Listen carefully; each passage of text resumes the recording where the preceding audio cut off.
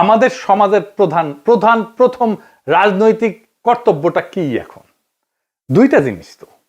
একটা, হাসিনার অপরাধের বিচার, হাসিনার প্রশাসনের অপরাধের বিচার। নাম্বার 2, রাষ্ট্রের সংস্কার। তাই তো, আর তো কিছু না। কিন্তু উনি দুইটার কোনোটাও টাচ করলেন না। উনি নিরাপত্তা, মানুষের নিরাপদ জীবন দিয়ে ন্যায় বিচার, সংস্কার সবকিছু উড়াই দিলেন। তো তাইলে এই ভাষণ আমাদেরকে কোথায় নিয়ে যাচ্ছে? আমাদের এখন একটা সোজা প্রশ্ন তুলতে হবে যে রাজনৈতিক ভাষণের নিরাপত্তা যখন প্রধান ফ্রেম হয়ে ওঠে, তখন ন্যায় বিচার কোথায় যায়, সংস্কার কোথায় যায়? এই প্রশ্নটা বুঝতে হইলে আগে একটা পার্থক্য বুঝতে হবে। আসেন সেটা বুঝে দিই। ন্যায় বিচার ফ্রেম ন্যায় বিচারের প্রশ্ন তোলে, কে অপরাধ করছে, কার দায়, কার শাস্তি, কি শাস্তি, কোন আদালতে, এইগুলো কেন্দ্রে থাকে, মানে অ্যাকাউন্টেবিলিটি। আর নিরাপত্তা ফ্রেমে এটাতে কি থাকে? এইদিকে লেখেন, মানুষ যেন ভয় না পায়, সংঘাত না হোক, আর কোনো ঝামেলা না হোক, স্থিতিশীলতা আসুক, সবাই নিরাপদ থাকুক, এটার কেন্দ্রে থাকে স্ট্যাবিলিটি। এই তারেক রহমানের বক্তৃতায় নিরাপত্তা ফ্রেমটা ন্যায় বিচার ফ্রেমের উপরে বসানো হয়েছে, সবার উপরে। কিভাবে?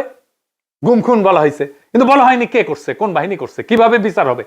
কিন্তু বলা হচ্ছে যে কোনো মূল্যে যেন মানুষ নিরাপদ থাকে। এই এক লাইনে যেটা ঘটে যায়, সেটা অতীতের সমস্ত অপরাধ ভবিষ্যতে স্থিতিশীলতা দিয়ে ঢাইকা দেওয়া হয়। বিচারের বদলে স্ট্যাবিলিটি, জাস্টিসের বদলে শান্তি। এটাই জাস্টিস, ন্যায় বিচার, বিচারকে ডিনাই করার কৌশল। বিচার, সংস্কার, এটা যদি কেন্দ্রীয় কথা হইতো, তাইলে বিচার, দায়, ট্রাইব্যুনাল, সংস্কার এগুলোই মূল বক্তব্যের বিষয় হতো, বারে বারে আসতো। কিন্তু এখানে আসছে মানুষ যেন নিরাপদ থাকে, মানে ন্যায় বিচার পরে, নিরাপত্তা আগে। নিরাপদ থাকবে কেমনে? যে অপরাধগুলো হয়েছে সেটার বিচার না হলে নিরাপত্তা কোত্থেকে আসবে?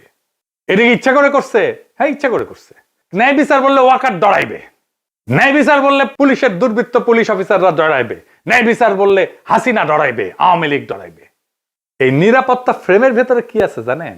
এই নিরাপত্তা ফ্রেমের মধ্যে লুকায় আছে আওয়ামী লীগের দায় মুক্তি। কোন আইন করে ক্ষমা না, কিন্তু বিচার না হওয়া। আইন করে ক্ষমা করবে না, কিন্তু বিচারই করবে না। কারণ গুম খুন আছে, দায়ী তো কেউ নাই, কে করছে সেটা তো বলে নাই। বিচারের রোডম্যাপ নাই, নির্বাচনের রোডম্যাপ নিয়ে পাগলা হয়ে গেছিল। বিচারের কোনো রোডম্যাপ নাই। যত সময় যাবে অপরাধগুলো ঝুলে যাবে না? এই কারণেই তরুণদের রাজনৈতিক দল এনসিপি বিএনপির সাথে নাই। কারণ তরুণরা তো জানতে চাইবে কে করলো, কেন করলো, শাস্তি কি। নিরাপত্তার ফ্রেম তারেক রহমানের এই উত্তর দেবে না। বিএনপি আর তার বুদ্ধিজীবীরা বুঝতেই পারতেছে না, ন্যায় বিচারকে পিছাই দিলে ভবিষ্যতের বড় রাজনৈতিক সংকট তৈরি হয়।